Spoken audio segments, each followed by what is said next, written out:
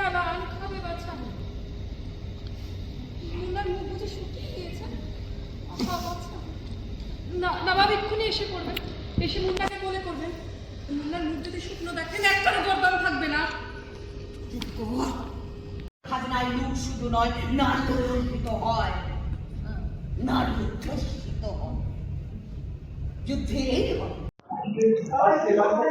একটা সময় ছিল যখন বাংলা নাট্যে কাব্যনাট্যের চর্চা ছিল, কিন্তু এমন একটা তরল সময় বেশিক্ষণ আমরা মনোযোগ ধরে রাখতে পারি না।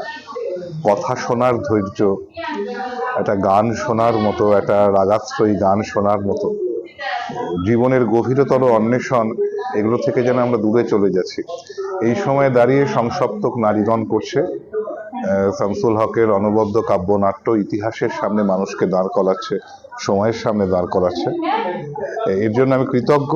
তারা আমাকে কাজ করতে ডেকেছেন তাদের সঙ্গে।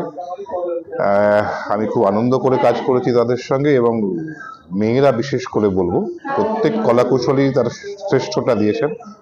আমাদের প্রতিটা অভিনেত্রী জান কবুল করেছেন এই প্রযোজনার জন্য। আগামী শোতে আপনারা আসুন দল বেঁধে, যাতে চেয়ারগুলো শূন্য না থাকে। থিয়েটার গভীরতর জীবন বোধের অন্বেষণ করুক। ধন্যবাদ।